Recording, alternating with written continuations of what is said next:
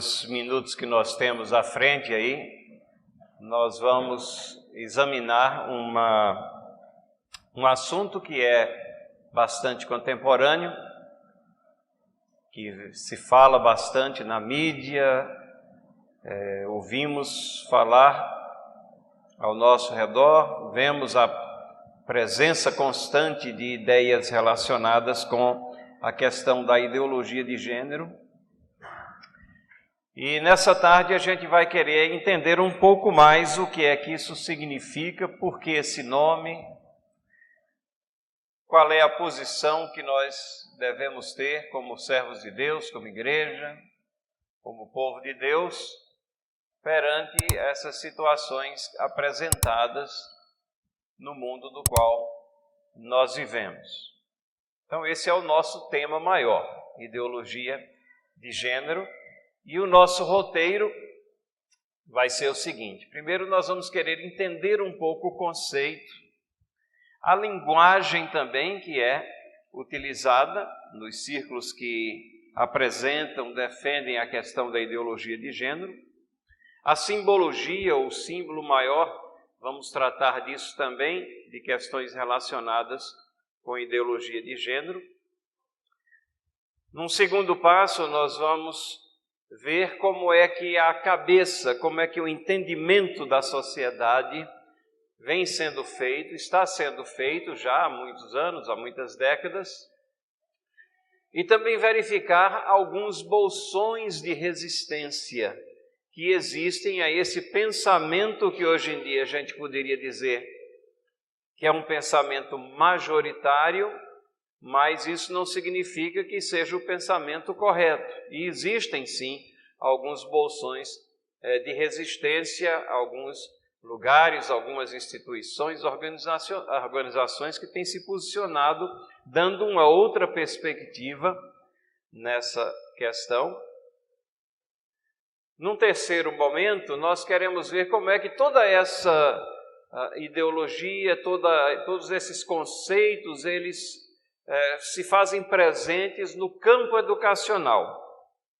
Ou seja, como é que se está trabalhando a mente das futuras gerações para que elas não somente deem continuidade àquilo que está sendo massificado nos nossos dias, mas que muito além disso, que elas já venham com convicções arraigadas, de tal maneira que tais conceitos passem a ser realmente a norma da sociedade. Vamos ver no campo educacional como é que isso está se processando.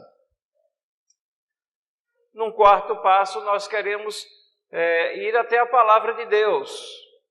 Obviamente que nós vamos estar nos referindo a ela ao longo da nossa exposição, mas no momento específico queremos ver textos que são muito pertinentes a toda essa discussão e que servem para aclarar o nosso entendimento, mas não somente para aclarar o entendimento, mas para afirmar as nossas convicções em cima do que a palavra de Deus nos apresenta.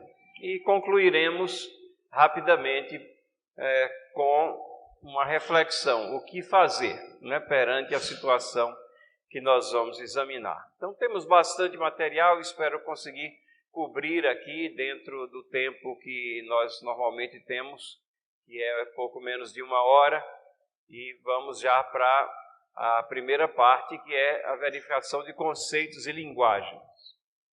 Acho que dá para ler ali o que está projetado. Aqui é a primeira resposta a essa pergunta. O que é então ideologia de gênero? O que é que tanto se fala como ideologia de gênero? Esse termo, na realidade, ele nasceu lá em 1995, por sociólogos, numa conferência das Nações Unidas que aconteceu em Pequim. Então, não que o termo já tivesse toda a conotação abrangente que ele tem nos dias de hoje, mas o termo que serviu de âncora e abrigou todos esses pensamentos surgiu já na década de 90 do século passado. E a partir daí, ele começou a ser muito utilizado nos círculos acadêmicos, pela imprensa, pelos meios de comunicação, pela sociedade como um todo. Mas o que é que essa chamada ideologia defende? Ela defende que a ideia de que quando nós nascemos, nós não possuímos gênero. E o sexo biológico não define ou não nos define como homem ou mulher. Esse ponto é muito importante. Nós temos que entender porque isso aqui vai ser recorrente. O ponto principal da ideologia de gênero é descolar a questão de gênero do sexo biológico. Biologicamente, você tem macho e fêmea, e a ideologia de gênero diz que você tem que transcender isso e você pode ter uma postura, uma convicção, uma cabeça do sexo feminino, mesmo que seu sexo biológico seja masculino, ou vice-versa. Então você vê que o ponto principal aqui na ideologia de gênero é descolar esses dois conceitos que vinham sendo considerados conjuntamente. Não havia nenhuma dissociação. O sexo biológico determinava o gênero. E a partir, mais ou menos, do final ou do meados da década de 90 do século passado, começa a se introduzir essa noção de que o gênero é algo assim subjetivo, que você vai definir autonomamente em sua mente, independentemente do seu sexo biológico. Então, esse descolamento é o grande ponto que vai marcar todo o construto, toda a ideologia que vai acontecer a partir desse ponto. E aí, os defensores argumentam que a criança deve aprender isso na escola. Então, se essa questão é realidade, se é assim, ela não pode ser alijada da instrução escolar. Pelo contrário, há um esforço muito grande para que esse pensamento seja introjetado, seja colocado nos bancos das escolas. As crianças de idade mais tenra têm que crescer já com essa concepção de que o sexo biológico não determina o gênero e, consequentemente, elas devem se entregar a uma busca de qual é o gênero delas numa sociedade que promoveu esse descolamento dos dois conceitos. A criança, então, não tem gênero e ela pode escolher o que vai ser, menino, menina ou outro gênero. Então, essa é uma definição já simplificada, obviamente, mas que coloca as coisas, vai ajudando a gente a compreender o que é que se desenrola a partir de uma massificação desse conceito de ideologia de gênero. Um outro termo também, ainda falando na linguagem que tem se usado muito, é a questão de disforia de gênero. Disforia de gênero, isso é muito utilizado por psicólogos, por psiquiatras, e ele identifica uma condição patológica, ou ele especifica uma condição patológica que identifica o desconforto de uma pessoa com a assunção do gênero atribuído ao nascer. A pessoa nasceu, é do sexo masculino ou do sexo feminino, esse gênero foi atribuído a ela, dizem aqueles defensores da ideologia de gênero, mas ele foi impingido a ela, não foi dado liberdade a ela de se identificar com um gênero ou com outro. Então ela cresce com essa disforia de gênero, essa dissociação do gênero que ela quer ser para aquilo que lhe foi colocado nos seus documentos pela sociedade da situação que lhe foi colocada por ocasião do nascimento. disforia de gênero, então, é algo que nós vamos ouvir também com bastante frequência quando se fala de ideologia de gênero. Mas vocês notam que há aqui já apenas uma repetição daquele conceito anterior, é descolar o gênero, né, da pessoa, do seu posicionamento biológico no que diz respeito à sua identidade sexual.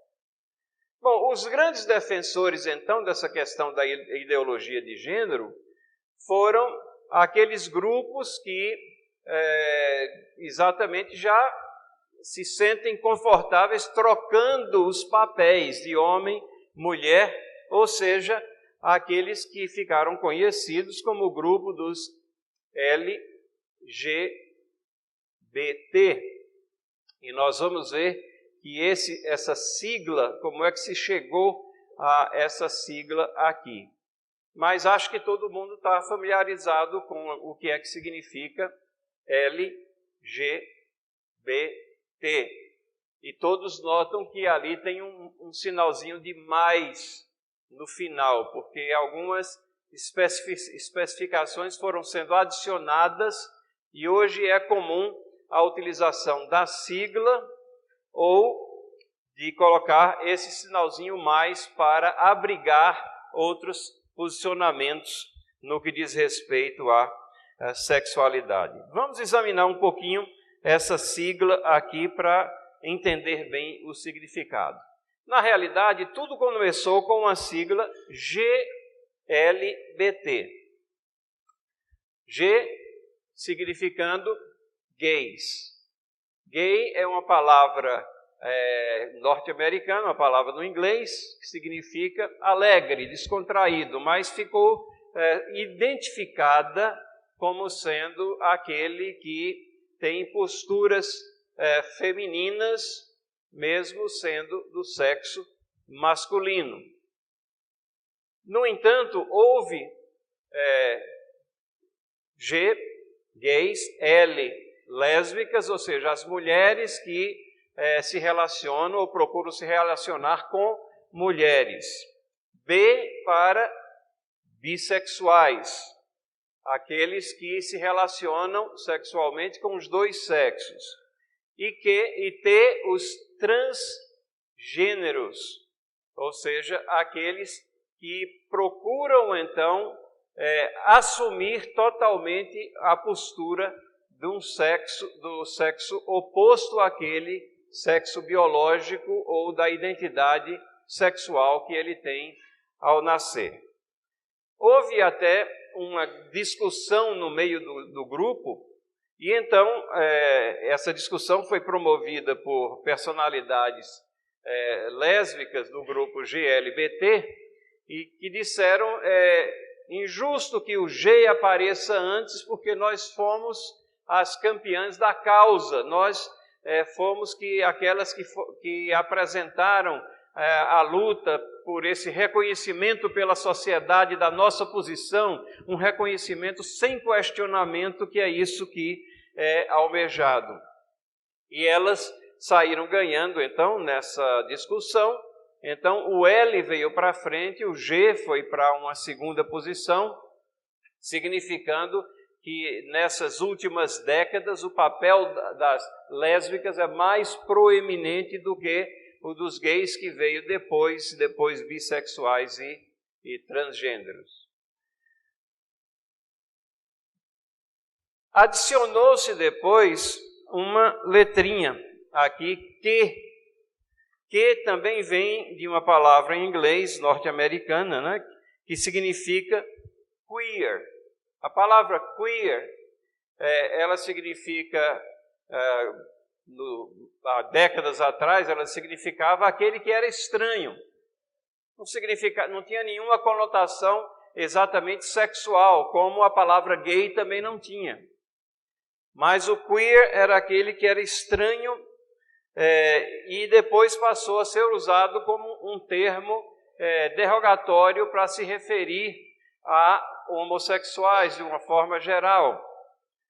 Ou, como eles entendem, o grupo entende, queer é aquele que questiona, está sempre questionando.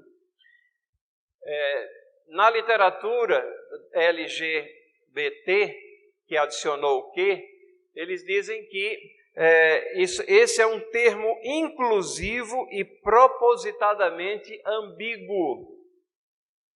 Uma pessoa que não quer nenhuma definição, mas ela quer estar no métier, no meio, e ela quer ser reconhecida com esse tipo de liberdade. Ele indica o termo que aqui, então esse tipo de pessoa indica uma ausência de limites, rejeição de rótulos, e pode indicar também a pessoa que ainda está explorando a sua identidade de gênero, ou qual seria o seu gênero. Ocorre que há uma evolução mais recente que adicionou agora uma letrinha I, LGBTQI. O I, ele está aqui para intersexuais. Pessoas nascidas com uma anatomia que não define o sexo. Esses são casos raros, mas existem. Biologicamente, desde o nascimento, existem algumas pessoas que nascem com ambiguidade de gênero, ambiguidade sexual. E então foi colocado aqui a letrinha I, intersexuais, que pode representar alguma situação anatômica, como pode ser representada por alguma disfunção hormonal que chega a confundir as características de um sexo para o outro. E por último, uma nova letra foi adicionada, A, que seriam os assexuais, ou simplesmente, às vezes, o A é tido como designando os aliados, ou aqueles que apoiam, os simpatizantes. Mas o A foi colocado aqui como os assexuais, aquele ou aquela que não tem atração sexual por nenhum gênero, não se identificam com nada disso, mas querem fazer parte da comunidade como aliados, né? E por último, o sinalzinho de mais, porque obviamente se nós vamos fatiar todas as situações e possibilidades, não é de se esperar que outras letras aparecerão querendo designar posturas no que diz respeito à identificação da sexualidade. Bom, o símbolo desse movimento, do movimento que tem propagado, apoiado a questão da ideologia de gênero, é representado por essas cores. Essas cores vêm de onde? Do arco-íris. Do arco-íris. O arco-íris é um símbolo que foi dado por Deus. O arco-íris é um símbolo que Deus deu quando Ele renova o seu pacto com a humanidade e diz à humanidade que ela não vai ser mais alvo de julgamento pelas águas como foi pelo dilúvio. No conceito dos que propõem a ideologia de gênero, ou no conceito dos grupos LGBT+, ele representa diversidade. São várias cores, então isso aqui representa uma diversidade, uma matiz de persuasões que existem dentro da sociedade e que todos têm que aceitar a situação proposta por essas pessoas e que não existe padrão para definir aquilo que seria normal. Ora, nós também podemos questionar a questão da utilização do símbolo, primeiro porque é um símbolo que foi dado por Deus com um propósito de garantir que a humanidade não seria destruída pelas águas. E tem uma razão muito forte para isso, né? O arco-íris ele é formado pela difração da luz, a luz branca que nós vemos, a luz que vem do sol, ela é uma mistura de todas as matizes que são vistas com diferentes cores em função do comprimento de ondas de cada uma dessas cores. E aí, quando você coloca um prisma na luz branca, ele divide essa luz branca em diferentes matizes. Mas nós poderíamos também interpretar o arco-íris, e assim eu acho que é correto, como especificando não exatamente diversidade, mas unidade, como Deus consegue unir todas as coisas num universo multiforme que Ele criou, mas com aplicação não especificamente na área de sexualidade, porque nessa área Ele deu padrões específicos nas Escrituras que procedem desde a criação. Então, o que está acontecendo nos nossos dias, cada vez que você vê um arco-íris, ou as cores do arco-íris, você já identifica aquilo como sendo o símbolo da comunidade LGBT. Quando, na realidade, esse é um símbolo que foi dado por Deus para pactuar a sua palavra com a humanidade de que não haveria destruição sobre as águas. É um símbolo usurpado, o que nós temos visto. Característica de Satanás, que é chamado como usurpador. Satanás é usurpador do lugar de Cristo como mediador. Ele quer ser adorado. Foi assim quando ele levou a Jesus Cristo para o deserto, tentando subverter a missão de Cristo. Ele tentou usurpar a missão de Cristo, as prerrogativas de Cristo. Cristo era para ser adorado. Satanás diz que darei tudo isso aqui. Ora, tudo aquilo pertencia a Cristo. Mas ele diz, eu te darei tudo isso se me adorares, tentando usurpar a posição de Cristo. Satanás é usurpador do lugar de Deus Pai, como regente da criação. Satanás quer o trono de Deus. Ezequiel 28:2, que é uma passagem que fala lá sobre o rei de Tiro, mas que é atribuída também à ação de Satanás e aos desejos e propósitos dele, fala lá claramente que ele estabelece o trono dele numa posição que quer ser mais alta, mais elevada do que de Deus Pai. Satanás é usurpador de vidas. 1 Pedro capítulo 5, versículo 8, nos fala que ele rodeia as nossas vidas, a nossa existência, como um leão rodeia a sua presa, procurando o momento exato de dar aquela patada, derrubar a presa e devorá-la. Satanás é usurpador da lógica e do pensamento coerente. Pensem nisso. Ele é chamado lá em Apocalipse, capítulo 20, versículo 10, de enganador. E o que nós temos nessa questão de ideologia de gênero é um grande engano, porque a estrutura da criação foi essa que Deus colocou. Deus os fez, macho e fêmea os criou. Deus criou 2 sexos, não 3, 4 ou variações dessa identidade binária sexual que Ele colocou na humanidade.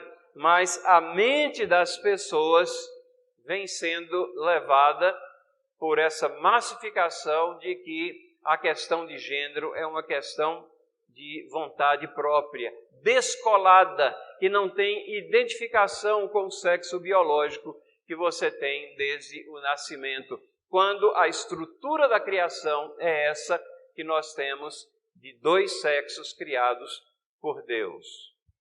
E assim não é de espantar que Satanás seja usurpador do símbolo do pacto de Deus com a humanidade, como nós temos lá em Gênesis capítulo 9, versículos 11 a 17, que é quando depois do dilúvio, Deus vem e diz, aqui está o símbolo de que eu não vou destruir mais a terra pelas águas. E há uma razão muito simples para isso. Nós lemos lá que quando houve o dilúvio, as fontes da terra se abriram, houve água que surgiu da terra e houve uma precipitação enorme de uma camada de nuvens que a terra tinha.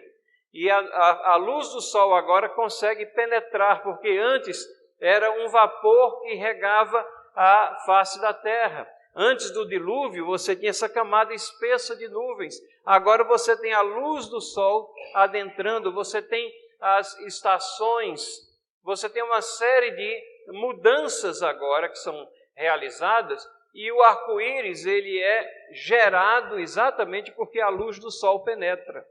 Não existia arco-íris antes, porque a constituição física da terra era diferente. É o símbolo que Deus deu que não haveria mais destruição pelas águas. Ele iria cumprir agora o seu plano nesses céus e terra que agora existem, como Pedro nos fala lá em uma de suas cartas, fazendo a distinção entre os céus e a terra que existiram, os que existem e os que hão de vir. É, então, uma situação que nós temos vivenciando na sociedade, mas que é estranha à lógica, estranha à biologia, estranha aos princípios de Deus colocados na sua palavra e estranhas também à estrutura que Ele colocou na criação. Mas como é que há esse convencimento tão grande da sociedade com uma filosofia ou uma postura tão bizarra, tão estranha, de que o sexo não é mais identificado com a sua situação biológica ou anatômica, mas ele é aquilo que você projeta? Como é que a sociedade toda, em larga escala, está vendida a isso? É exatamente porque isso vem sendo martelado constantemente. Vou dar um exemplo aqui. Algo que aconteceu em 2017. Lá em Porto Alegre, o Banco Santander, ele fez uma exposição chamada de Queer Museu. Lembram o Q de queer? Integra a simbologia lá. E esse museu, ele se constituía de obras, algumas de cunho bem explicitamente pornográficos e outras que defendiam a confusão da sexualidade, inclusive das crianças. O que está projetado aqui é um dos quadros que estava, entre muitos outros, que falavam de crianças que cujo gênero não era o biológico, mas que estavam ali demonstrando uma sexualidade, uma inclinação sexual diferente daquela que constava da sua natureza biológica. Fala aqui de princesa sapatão e criança viada, travesti na escola e os desenhos, vários quadros dessa artista aqui ou desse artista foram lá demonstrados nessa exposição Queer Museu. Houve uma grita da sociedade local e eles terminaram encerrando prematuramente a exposição. Mas é interessante que a USP, que é sustentada pelos nossos impostos, ela abraçou algumas dessas obras e promoveu uma roda de debates em 23/10/2017, fazendo uma exposição ainda maior e dando um respaldo acadêmico para aquilo que contrariava a lógica, contrariava a moral, contrariava os costumes, e era, na realidade, não uma exposição, mas uma agressão às crianças, à instituição da família, que havia ocorrido lá em Porto Alegre. Eu vou ler aqui, na sequência, um trecho que eu escrevi e que integrou uma carta enviada pelo Mackenzie ao Banco Santander naquela ocasião, protestando contra aquela exposição. E o texto diz o seguinte: considerando os princípios e valores que abraçamos, firmados em nossa identidade confessional cristã, não poderíamos silenciar nem deixar de expressar que ficamos chocados com a notícia de que este prestigiado e internacionalmente conhecido banco financiou e abriu ao público uma exposição que promoveu valores totalmente antagônicos àqueles que asseguram a preservação de uma sociedade honrada e ordeira. Referimos-nos à amostra Queer Museu, aberta em suas instalações em 8 de setembro, em Porto Alegre, que promoveu abertamente a pedofilia, zoofilia, prostituição infantil e outros tantos relacionamentos sexuais que fogem aos mais básicos princípios de moralidade como modos normais de vida. O Santander, sob a cobertura de uma arte, entre aspas, supostamente neutra, mostrou-se insensível à perturbação que essas correntes causam à instituição da família e abraçou causas condenáveis. Essa carta foi enviada, o banco chegou a encerrar prematuramente antes do tempo que eles tinham programado, mas depois, como eu já fiz referência aqui, outras instituições abraçaram essa causa e existiram vários artigos na imprensa condenando aqueles que condenavam aquela exposição. A sociedade, na realidade, ela está totalmente convencida desse engano, desse engodo de que a ideologia de gênero é uma realidade e que você pode definir a sua sexualidade ou seu sexo fora dos parâmetros e da estrutura criada por Deus. Existe base para a resistência. É interessante que o artigo 226 da Constituição Federal do Brasil fala sobre a família, base da sociedade, e diz que a família tem especial proteção do Estado. Notem alguns artigos aqui, alguns parágrafos desse artigo 226 da Constituição Federal do Brasil. O casamento é civil e gratuita a celebração. O casamento religioso tem efeito civil nos termos da lei. 3. Para efeito da proteção do Estado, é reconhecida a união estável entre homem e mulher, como entidade familiar, devendo a lei facilitar sua conversão em casamento. Ou seja, está implícito aqui que, pela nossa Constituição, casamento é a união entre um homem e uma mulher. E até uma união estável, ela é caracterizada e deve ser objetivado o casamento daquela união estável entre um homem e uma mulher. Parágrafo 4 diz: entende-se também como entidade familiar a comunidade formada por qualquer dos pais e seus descendentes. A Constituição entende que pode haver quebra, às vezes, de relacionamento na estrutura familiar, mas um pai ou a mãe com seus filhos constituem uma família, ou alguém na parentela que vive ali debaixo da mesma estrutura familiar.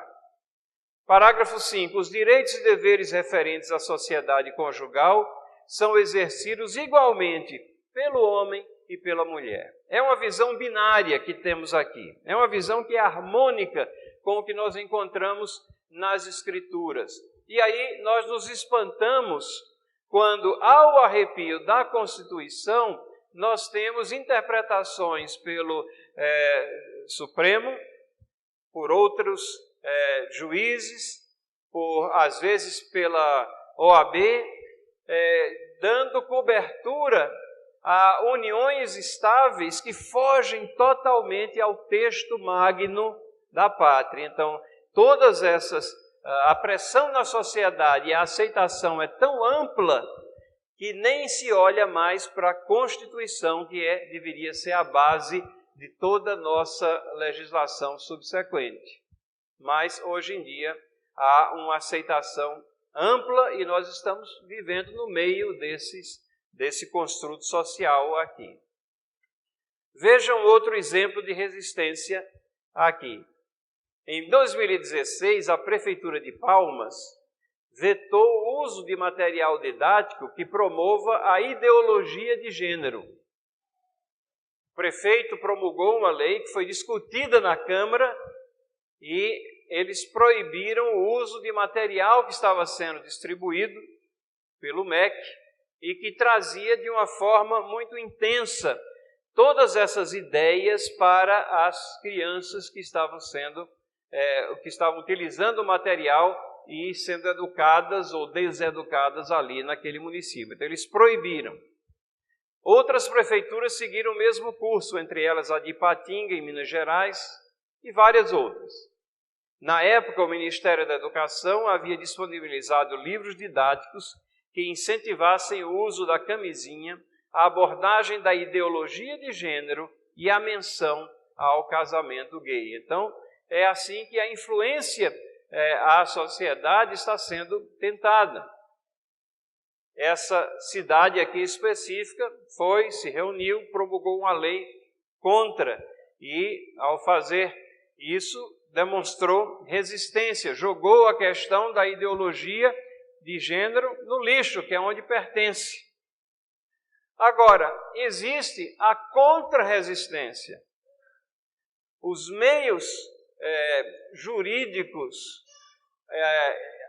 os meios da mídia impressa, televisiva, radiofônica, eles estão tão impregnados com a questão da ideologia de gênero que não se contentam em ter essa legislação que proibia, e a própria Procuradoria-Geral da República, em 2017, emitiu um parecer e promoveu uma ação contestando essas prefeituras que proibiram a ideologia de gênero nos materiais utilizados na educação dos seus municípios. E a argumentação do procurador-geral, foi o Rodrigo Janot que assinou esse parecer na época, é exatamente aquela que eu me referi no início, dissociando gênero de sexo biológico. Veja o que é que ele escreve nesse parecer. Gênero é categoria na interseção entre natureza e cultura, compreendida esta de forma ampla a abranger interações sociais. Então, na visão aqui do Dr. Rodrigo Janot, que emitiu o parecer, como a cultura muda e gênero é uma intersecção entre natureza e cultura, se a cultura muda, os conceitos do que é gênero também têm que mudar.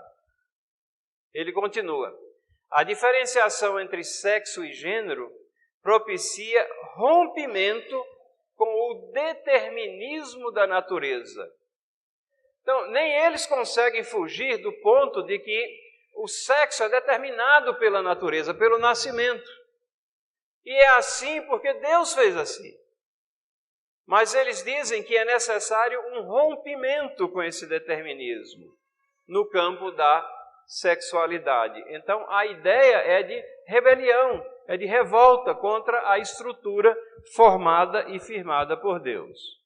Ele continua: o sexo é dimensão eminentemente biológica, ao passo que gênero é conceito que envolve componentes culturais, sociológicos, psicológicos e de outras ordens. Percebem? Sexo é uma coisa, gênero é outra, dissociando aquilo que é uma coisa só, que Deus fez uma coisa só. Então é uma dissociação artificial e ela é promotora, então, de comportamentos relacionados com a sexualidade que vão também contradizer outras diretrizes da Palavra de Deus, como nós vamos ver. Em 20 de 8 de 2018, o ministro do STF, Luiz Roberto Barroso, acolheu o processo da PGR e suspendeu os efeitos da Lei Municipal de Palmas, que proíbe o ensino sobre gênero e sexualidade. Então, um ministro acolheu esse parecer E ele então disse que estavam anuladas todas aquelas legislações municipais que promoviam uma proibição da utilização de materiais de ideologia de gênero. Ocorre que, como foi um ministro só, essa decisão, apesar de já estar valendo, ela está ainda em discussão no STF. A ANAJURE é a Associação Nacional de Juristas Evangélicos, em 12 de agosto de 2019, está bem recente agora, se posicionou como integrante dos que defendem as prefeituras contestadas. Então, ela peticionou o STF exatamente para ser consorte ali naquela ação e parte interessada nessa discussão em curso na causa das ações de impugnação das leis municipais. Então, é uma discussão que está em andamento, mas nós estamos vendo como é que a história se processa. No âmbito municipal, muitas prefeituras tomaram a medida. No âmbito federal, o Procurador-Geral da República vai contra essa medida, desenvolve um processo, encaminha para o STF, e as decisões até agora são contrárias àquelas prefeituras que tentavam retornar essa questão à lucidez da realidade biológica das pessoas. Ainda contra a resistência, nós temos um documento bem recente, de julho de 2019, do Vaticano. O nome do documento é Macho e Fêmea. Ele os criou, objetivando um caminho de diálogo sobre a questão da teoria de gênero na educação. A Igreja Católica tem tomado posições diversas em situações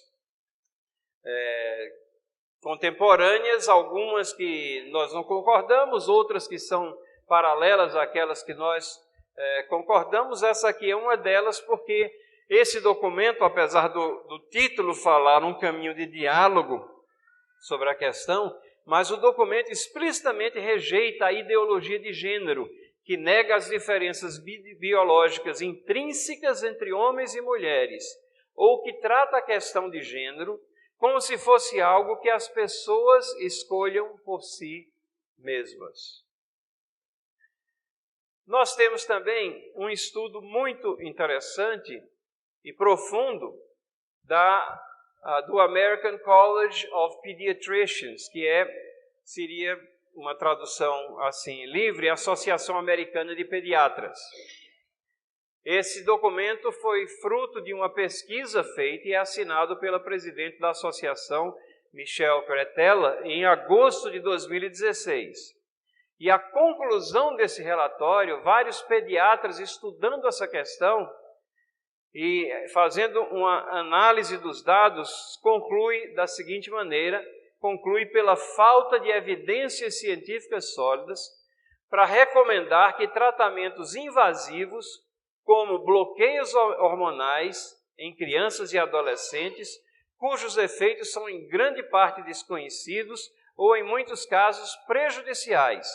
E diz mais: essas tentativas vão contra o princípio ético da profissão médica, de que, em primeiro lugar, nunca causar dano ou mal. Por que esse pronunciamento?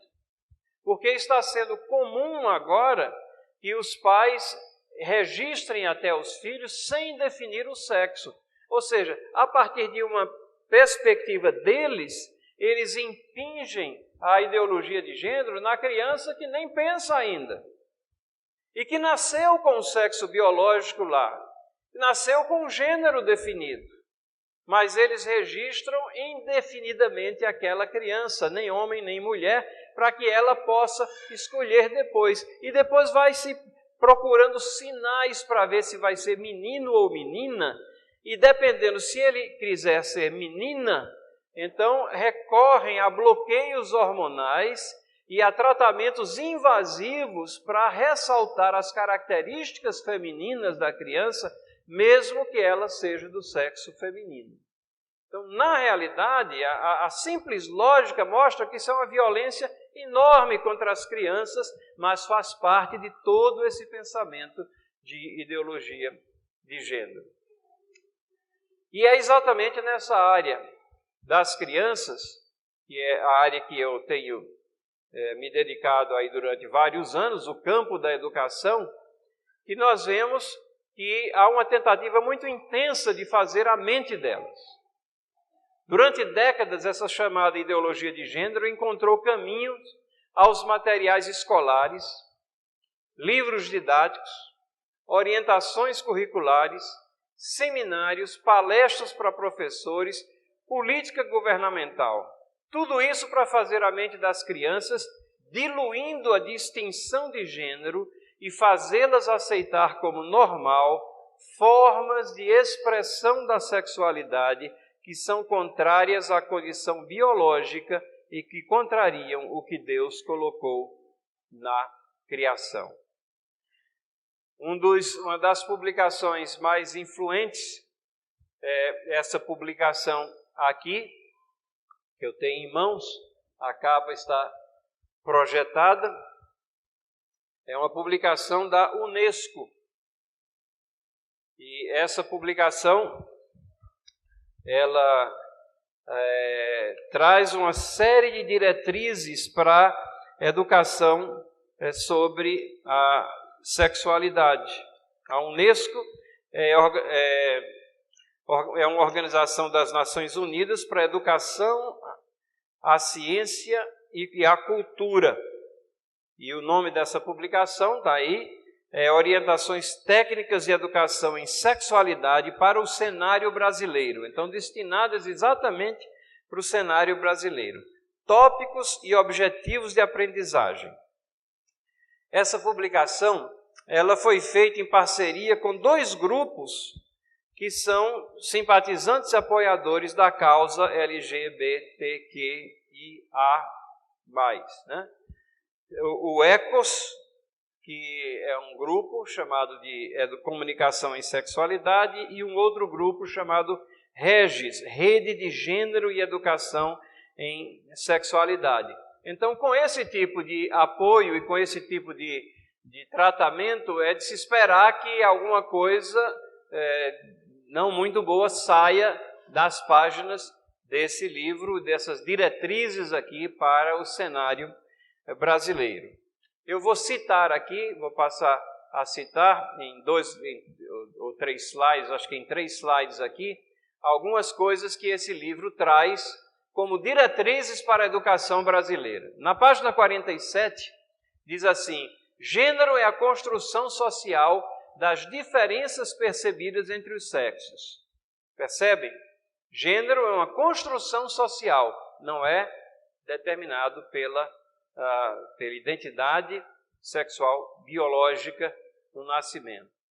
Posição é tomada nesse livro contra a educação em sexualidade que se baseia no discurso que eles chamam de biologizante e científico do corpo. Ou seja, eles negam biologia, negam ciência e tentam impingir essa noção de gênero. Isso é por isso que se chama de ideologia de gênero. O gênero é estabelecido por uma ideologia, por uma ideia, por um conceito, e não por uma realidade. Página 13. A mudança de mentalidade, postura e ações na área de sexualidade são devidas às pressões exercidas pelos movimentos de mulheres e pelo segmento LGBT. Então, aqui o livro diz que esses grupos estão conseguindo avanços na percepção, uma abertura no entendimento da sociedade, quando na realidade eles estão promovendo uma distorção de princípios, valores e estruturas que emanam do Criador. Na página 14, nós temos aqui uma posição contra a heteronormatividade.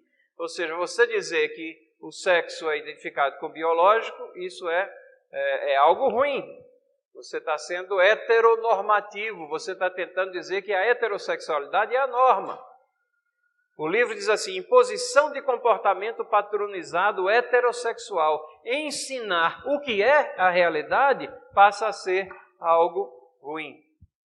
Na página 48, isso daí. A inclusão do tema da diversidade sexual poderá auxiliar a escola no combate à homofobia, lesbofobia, transfobia, bem como no questionamento da heteronormatividade.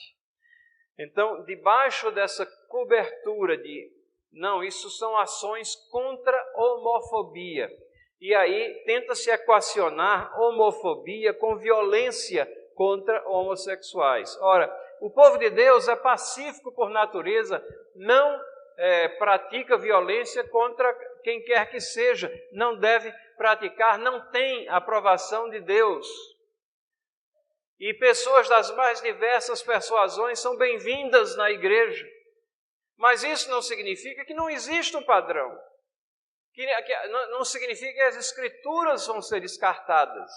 Não significa que os ensinamentos que dela procedem, nós não reconheçamos que são os melhores para a humanidade, para a propagação da humanidade, para o estabelecimento de famílias que sejam regidas debaixo de princípios e valores eternos que são construídos com base na palavra de Deus, na revelação divina. Página 15. O livro aqui tem como beneficiário as crianças e jovens de 5 a 18 anos de idade. Veja, começa com 5 anos aqui.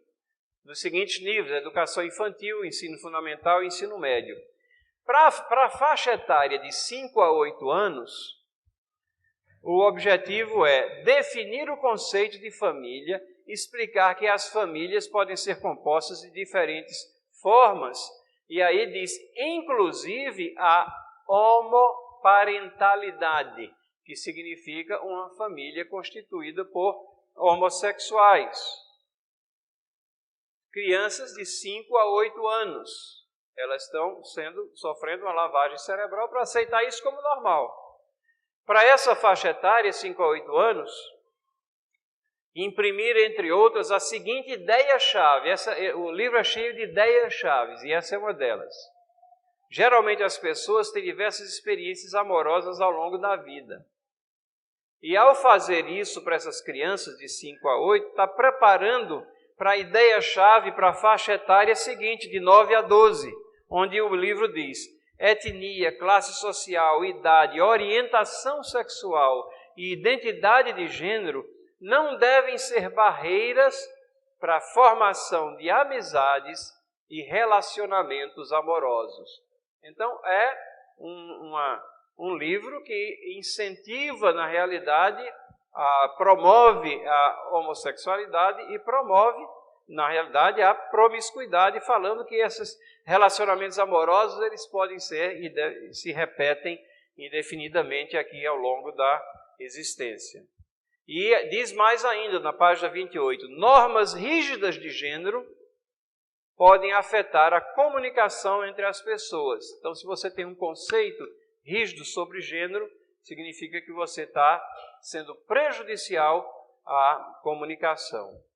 De 12 a 15 anos, a ideia-chave é essa aqui. Algumas pessoas têm interesse amoroso sexual por pessoas do mesmo sexo, homossexuais. Outras por pessoas de qualquer dos sexos, bissexuais. Algumas pessoas não têm interesse sexual, assexuais, de 12 a 15 anos. Então está colocando isso como sendo normal, é a norma. É o que tem que ser seguido.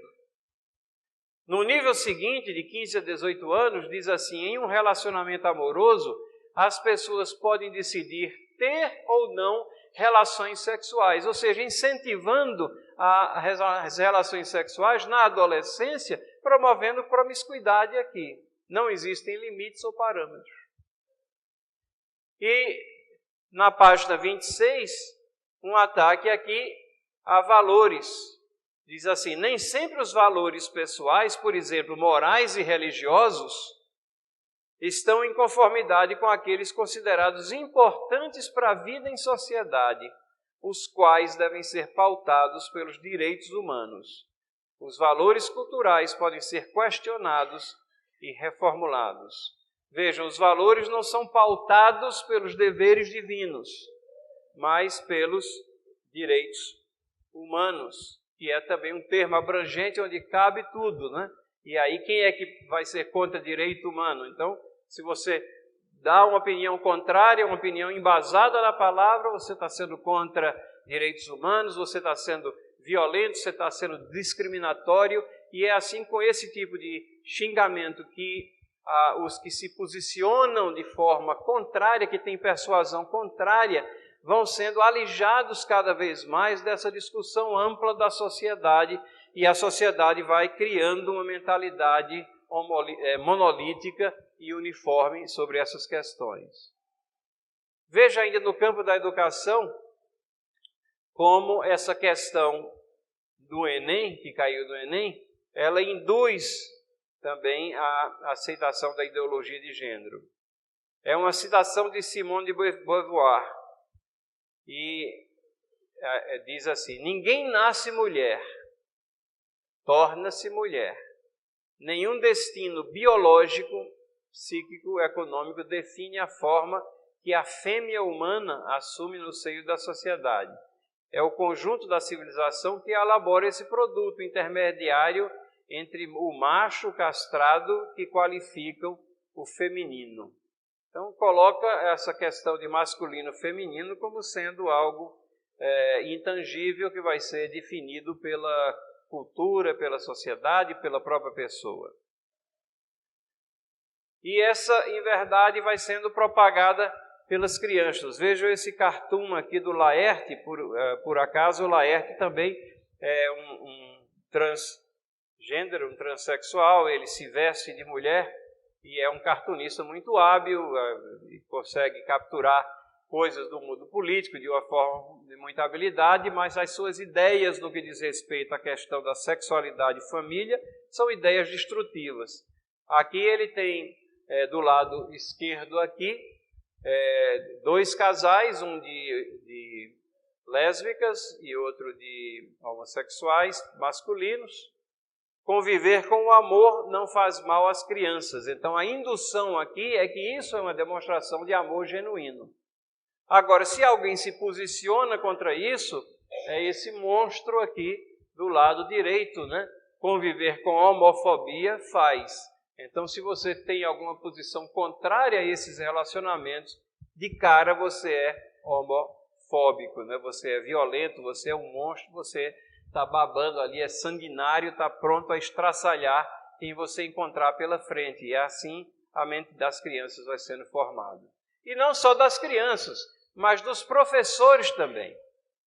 A revista Nova Escola é uma das revistas mais prestigiadas dentro da área educacional. E no ano 30, no ano 30 da revista, no número 279, de fevereiro de 2015, ela saiu com essa capa aqui. Revista Nova Escola.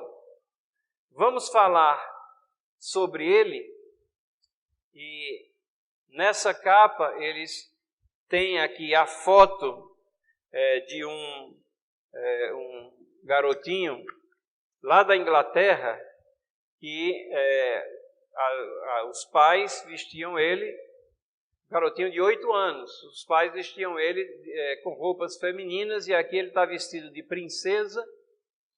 E é interessante que numa era onde se fala tanto em combate à pedofilia e combate direitos das crianças, tudo, mas ninguém se levanta para ver que isso é uma violência que se faz à criança. E o tratamento que é dado pela revista é da maior normalidade possível, como se essa fosse uma situação normal de convivência que o professor tem que aceitar e a escola tem que aceitar também esse tipo de postura.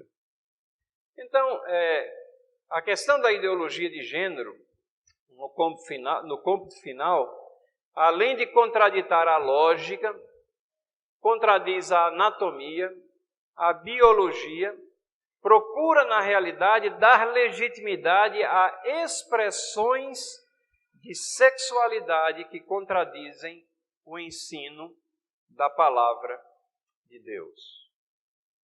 E o que é que diz a palavra de Deus? Será que ela é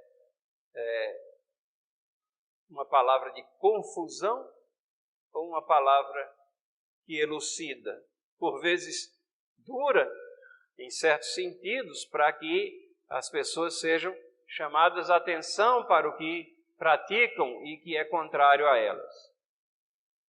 1 Coríntios 14, 33 diz: Deus não é Deus de confusão, mas sim de paz.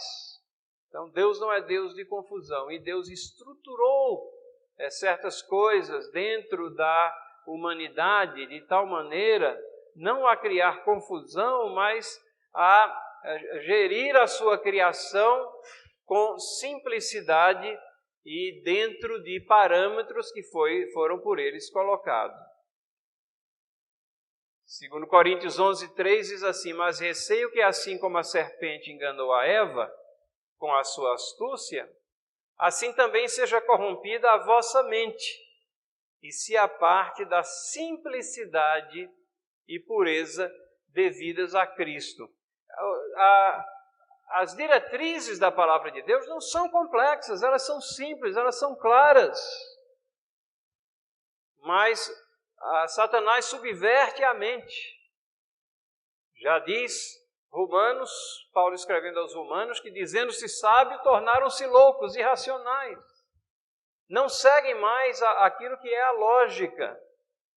Gênesis 1, 27, criou, pois, o homem à sua imagem, a imagem de Deus o criou, homem e mulher os criou. E esse texto é utilizado por Cristo lá em Mateus capítulo 19, versículos 3 a 5. Vieram a ele alguns fariseus e o experimentavam, queriam confundir a Cristo, perguntando. Então respondeu ele: não tendes lido que o Criador, desde o princípio, os fez homem e mulher? E que disse: por essa causa deixará o homem pai e mãe e se unirá à sua mulher, tornando-se os dois em uma só carne.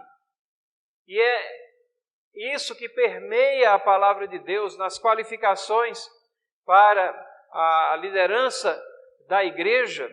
Por essa causa eu te deixei em Creta, para que pusesses em ordem. Deus quer que as coisas sejam ordeiras. E coloca lá, Paulo falando para Tito, que ele foi colocado lá naquela igreja para colocar em ordem as coisas restantes, bem como em cada cidade constituísse presbíteros, conforme te prescrevi, alguém que seja irrepreensível, marido de uma só mulher, a célula da família. Casamento entre um homem e uma mulher. E aí isso nos leva, 1 Coríntios 6, 9, 11, sabemos que as pessoas são pecadores, sabemos que o pecado distorce todas essas verdades. E Paulo diz assim: não sabeis que os injustos não herdarão o reino de Deus? Não vos enganeis, nem impuros, nem idólatras, nem adúlteros, nem afeminados, nem sodomitas, nem ladrões, nem avarentos, nem bêbados, nem maldizentes, nem roubadores herdarão o reino de Deus. É um catálogo aqui de pecados, entre esses aqui está a questão das distorções sexuais. Mas aí Paulo adiciona: tais fostes alguns de vós. Nós estamos num momento onde algumas igrejas estão surgindo para isso, chamadas de igrejas inclusivas, e que descartam todas essas diretrizes que estão na palavra de Deus. E a gente fica se perguntando, se elas não consideram a palavra de Deus como fundamento da pregação, o que é que elas vão pregar? Se não consideram a palavra de Deus como aquela de onde nós saímos, os nossos parâmetros de vida, o que é que vão ensinar? Tais fostes alguns de vós, mas vós vos lavastes, fostes santificados, fostes justificados em nome do Senhor Jesus Cristo e no Espírito do nosso Deus. Paulo está, em outras palavras, dizendo aqui àquela igreja que esses pecados, eles não devem caracterizar o povo de Deus, nem ser abrigados dentro, mas devem ser reconhecidos como disfunções e pecados que desagradam a Deus. E então nós não podemos deixar, já caminhando para um encerramento, de falar da questão, não é, do homossexualismo, que a palavra de Deus tem palavras muito claras também. O homossexualismo é um relacionamento sexual entre pessoas do mesmo sexo. Algumas pessoas acham que homossexualismo é entre homens. Não, homo vem de mesmo, igual, semelhante. Sexo praticado entre semelhantes. Então, o homossexualismo pode ser masculino ou feminino. O masculino é normalmente chamado, às vezes, de sodomia, e isso é uma referência à cidade de Sodoma, onde esse pecado era muito abundante e há o relato disso na palavra de Deus. No feminino, é chamado de lesbianismo. Isso é uma referência à ilha de Lesbos, onde na mitologia grega existiam histórias que naquela ilha ali se praticava o homossexualismo feminino de uma forma indiscriminada, daí o nome. Gay, a palavra inglesa que significa alegre, descontraído, como nós já explicamos. Mas como é que a palavra de Deus trata essa questão? Isso é só uma influência do meio? É um determinismo genético? É uma opção de vida? É apenas uma orientação sexual? Ou é um gênero que você define, independentemente do seu gênero biológico? Ou é pecado? Ou é distorção de rumo? Gênesis 13 e 19, 1 a 25, nos remete até os incidentes lá de Sodoma e Gomorra. E vejam como é que a palavra de Deus trata a questão. Ora, os homens de Sodoma eram maus e grandes pecadores contra o Senhor. E aí, quando aqueles servos de Deus chegam até a casa de Ló, e a Bíblia diz que eles eram varões formosos, o que aconteceu?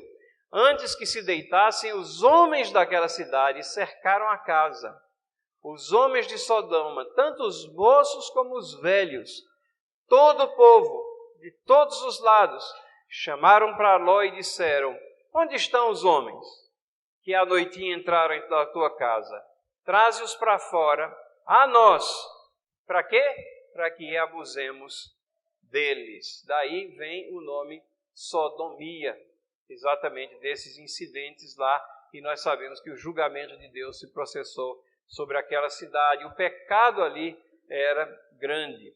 Levítico 18, 22, dentro da lei, legislação dada a Israel, mas que expressa aqui os princípios de Deus: com o homem não te deitarás como se fosse mulher, é a abominação.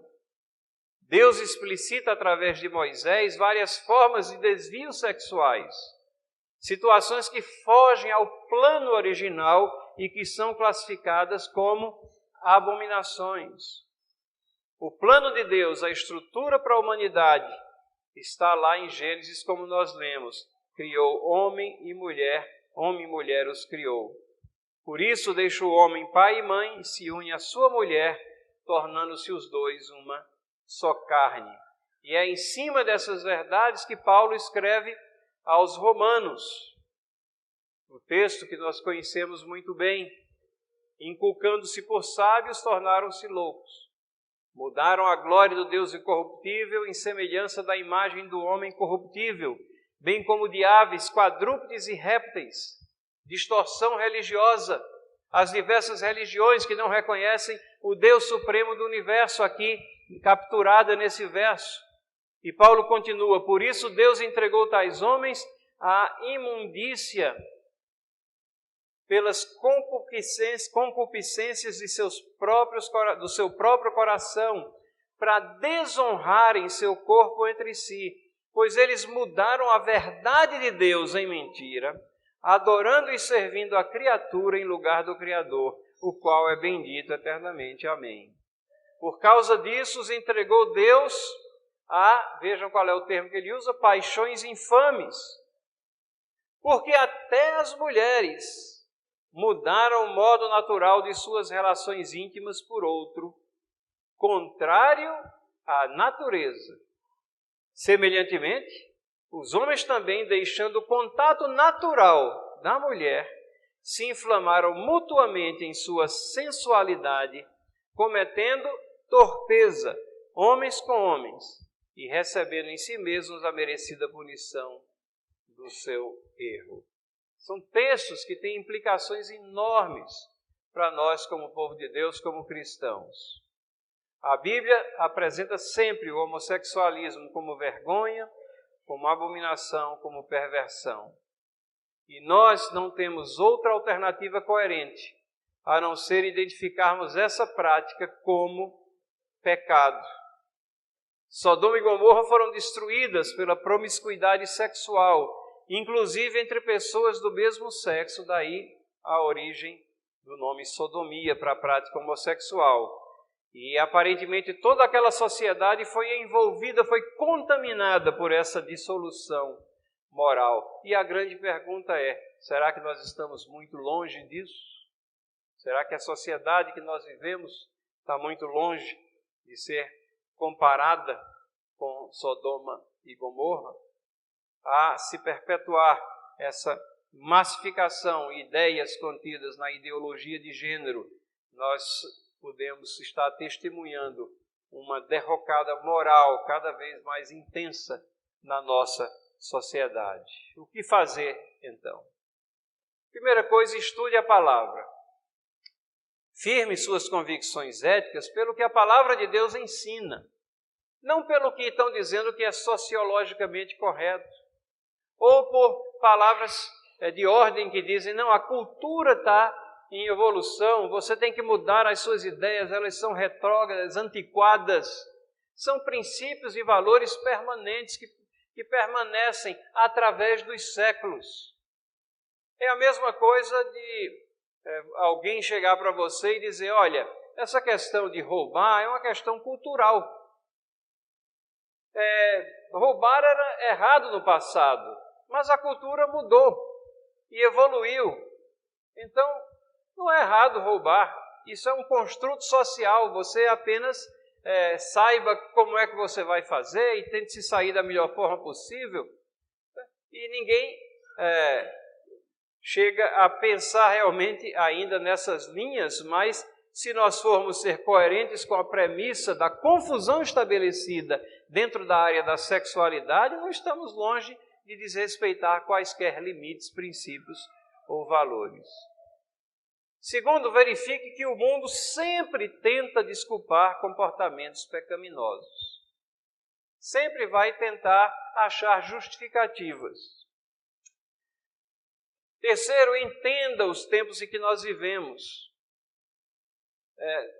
Se familiarize com todos aqueles termos estranhos que a gente apresentou aqui, mas que fazem parte do dia a dia e todos estão falando nisso. Então, nós temos que ter ciência dos tempos que vivemos e da necessidade de firmeza e testemunho, principalmente a necessidade de que o povo de Deus seja conhecido porque tem uma vida pura, uma vida correta diante de Deus.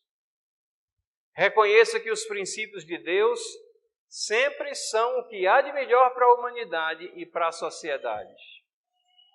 Sempre Deus quer o que há de melhor para você, para mim, para a sociedade. Faça uma pergunta simples, lógica.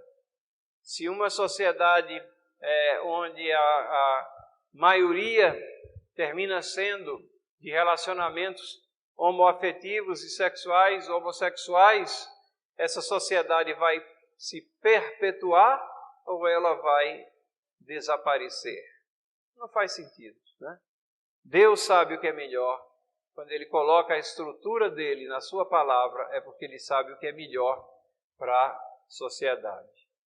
E por último, não se cale perante os ataques contra as nossas crianças, principalmente, né? Escreva, posicione-se.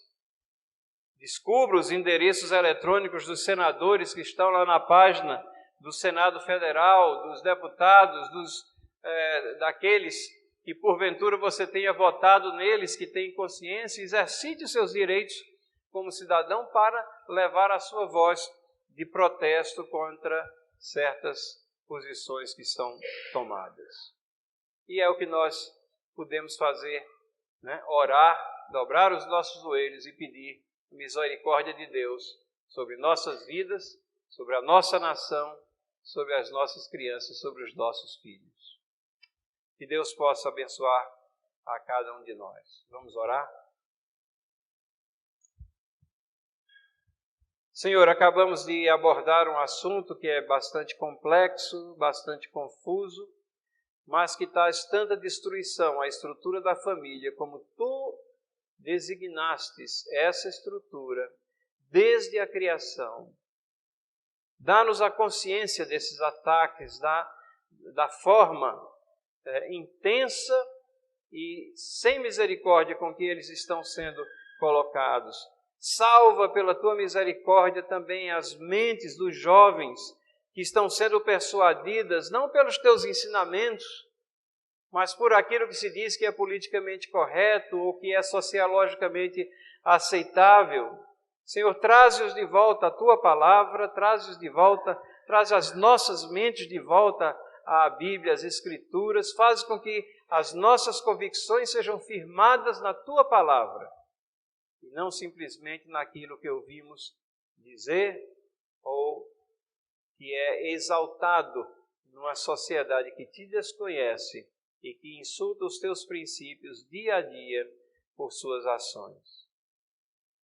Sê misericordioso conosco, com a nossa nação. Perdoa os nossos pecados. Em nome de Jesus. Amém.